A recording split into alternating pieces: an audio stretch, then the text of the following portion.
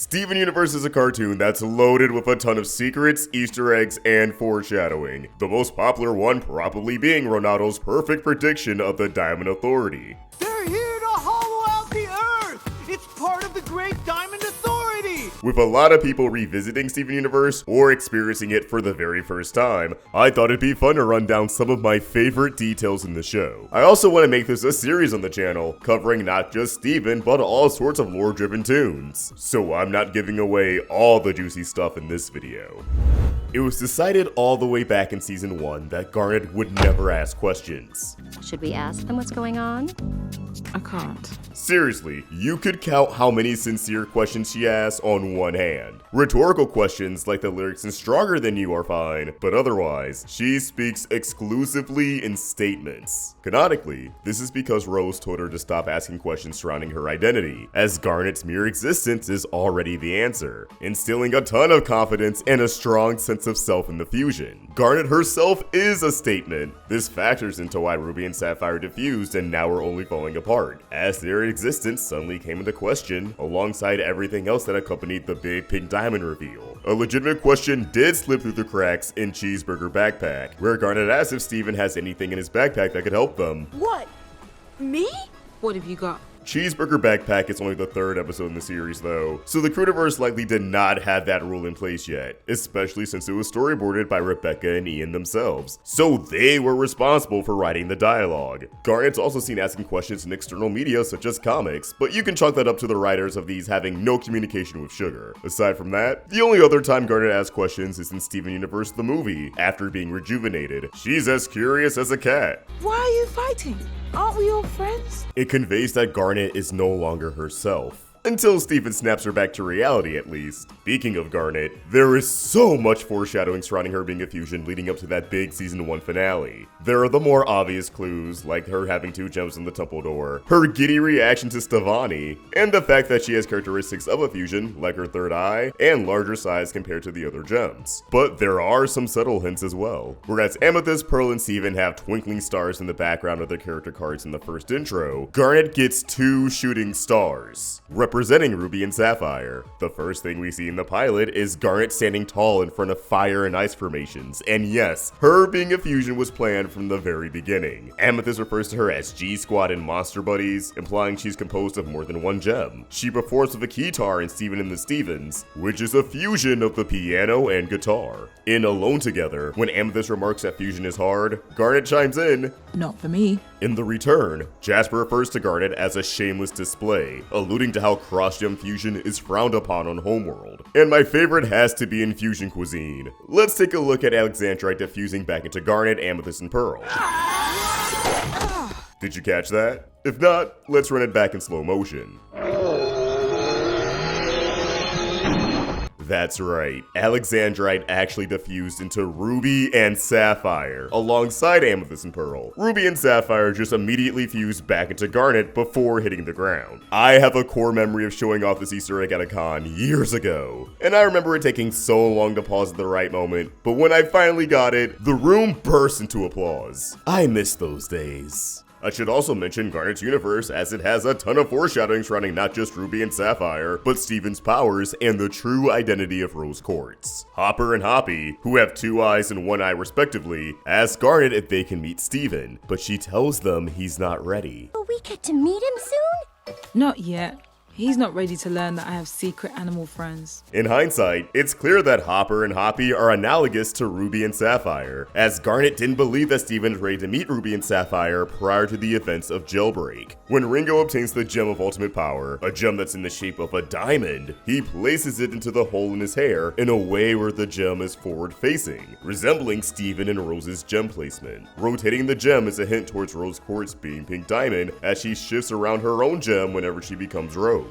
Garnet's Super Saiyan moment causes her to be encased in a pink glow, which may have been alluding to Steven's pink form in Steven Universe Future. It may sound like a reach, but they had the idea for Steven's transformation pretty early on, originally calling it Perfect Steven, where his hair would resemble Rose's as opposed to his form in Future, where that's more reminiscent of pink diamonds. So I don't think it's too far-fetched that by the time they were working on Garnet's universe, they already knew Steven would eventually start glowing pink and tap into his diamond powers whenever he's distressed. Despite appearing completely grayscale, White Diamond claims that she's every color of the light. It ties into how she views all gems as an extension of herself and vice versa. And of course, in color theory, white is described as the presence of all colors, reflecting all wavelengths of visible light spectrum instead of absorbing them. But White also claimed that Pink Diamond was the part of her that she had to repress, which probably goes for yellow and blue. Well, all of this is actually reflected in her color palette, because if you crank the saturation up on an image of her, those repressed colors become visible. And wouldn't you know it, her arms are a yellow-orange, her cape is blue, and her legs have pink in them, just like Pink's leg ship. So the colors of the other 3 diamonds are indeed in White's palette, just toned down. I absolutely adore details like this. They put a lot of thought into all 4 diamonds.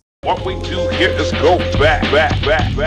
Need something to throw on while you draw, study, or sleep? Roundtable Rewind's got you covered. So why not take a stroll down memory lane and subscribe? No one can tell me what to do.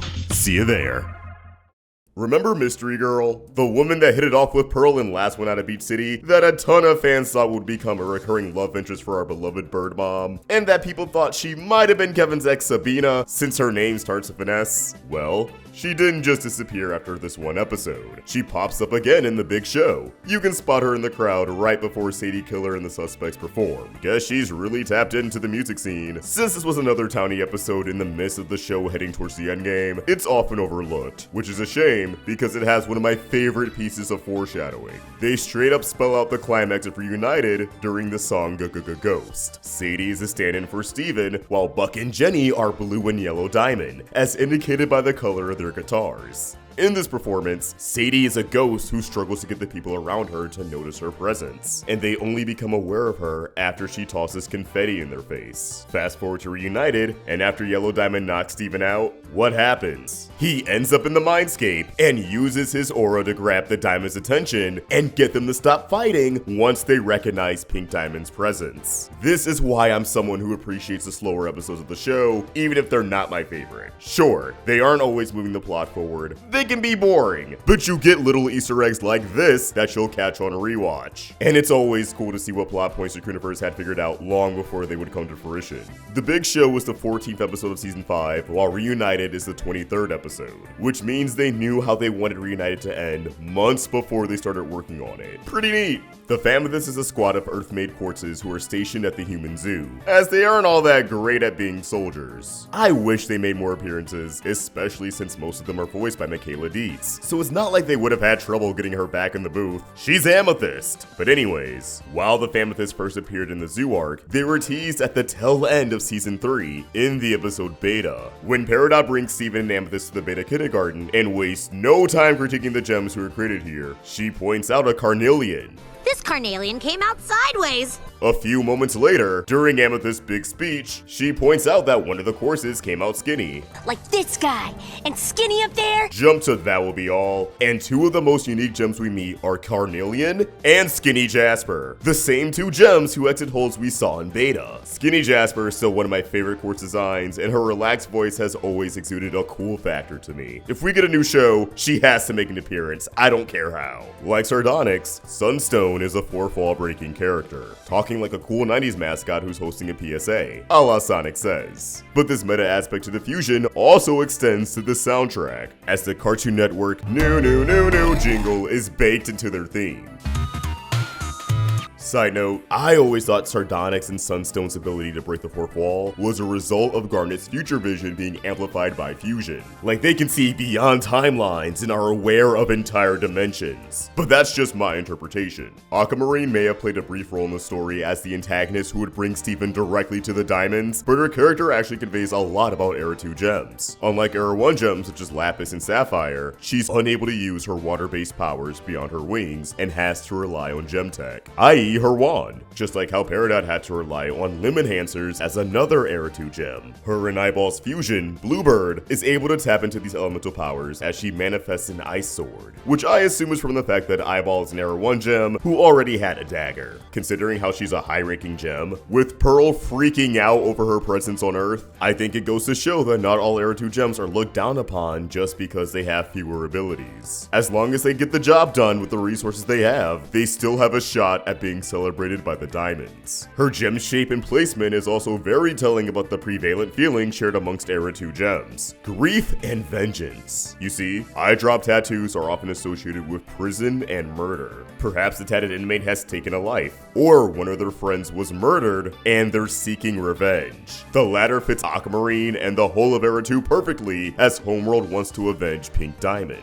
There's also the obvious association with Blue Diamond, as Aquamarine is in her court and Blue Diamond spends most of the series stuck in grief.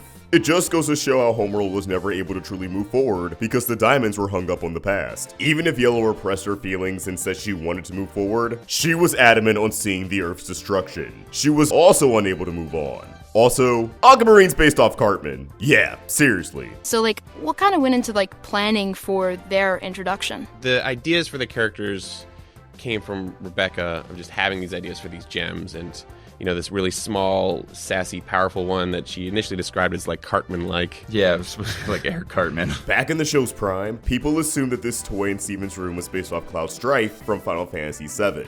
Which makes sense, just look at him. But this actually isn't meant to be Cloud. It's Hero from RPG World, a webcomic created by series executive producer and Rebecca Sugar's husband, Ian Jones-Cordy. Hero would actually be fully animated and voiced in Ian's own show, OKKO, which dedicated an entire episode to wrapping up RPG World's story, with the final scene of the episode doubling as the final page of the comic, appearing on the comic's website shortly after the episode premiered. The Steven multiverse runs deep, folks. Ronaldo predicted the Great Diamond Authority without missing a beat. But do you guys remember when he caught the human zoo in Rising Tides Crashing Skies? After Steven explains that the giant hand ship was only there for the crystal gems, Ronaldo says, Wait, so the hand wasn't here to snatch up humans for a human zoo? 2 seasons later, we would discover that Pink Diamond really did have a human zoo that's still up and running, and many residents of Beach City were in danger of winding up there themselves, only being saved by Steven's sacrifice. Knowing Ronaldo, he's probably salty he wasn't one of them. So Lars is really in space?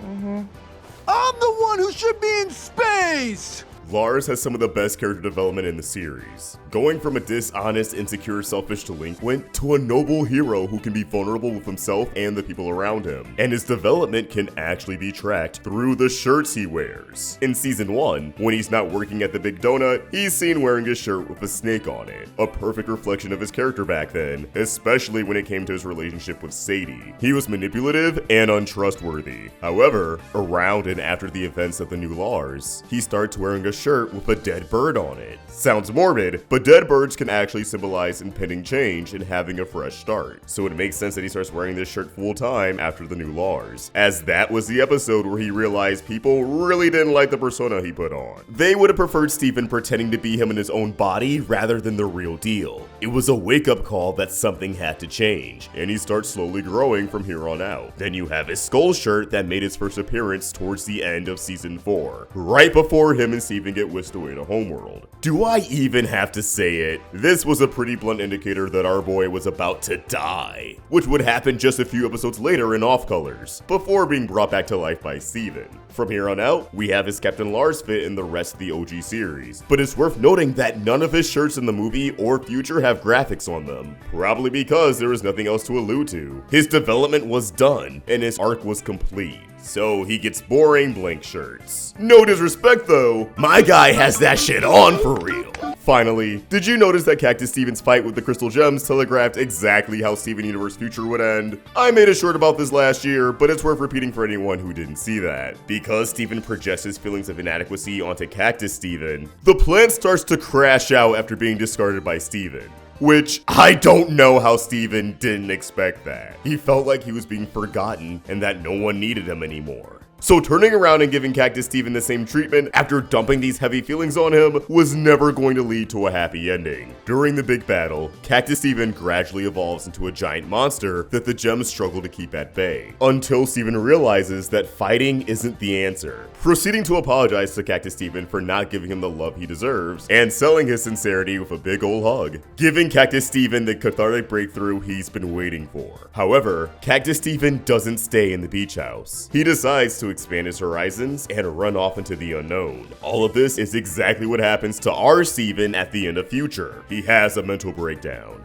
He transforms into a giant monster that no one can beat. He's calmed down with a group hug. The squad shares some words he desperately needed to hear, and after he turns back to normal, he takes some time to himself and decides to leave Beach City, expanding his own horizons as he embarks on a new journey all by himself. And they gave all this away 10 episodes ahead of time. Incredible. And that's all I got for this one. Honestly, I only used like half the notes I took because, again, I wanted to say some stuff for a sequel on top of consulting things like the art book and the podcast for more tidbits. And I want to shout out places like TV Tropes and the Steven Universe subreddit because while a lot of these came from the memory vault, I'm not trying to hide the fact that I double checked my homework and combed through Google to find tidbits. I'm just a nerd, not some super genius. That said, I hope you enjoyed this video, and if you want to see more, be sure to hit that like button, leave a comment, and subscribe to the Roundtable with notifications on so you never miss a video. Thanks for watching, and I hope you have an amazing day. Peace!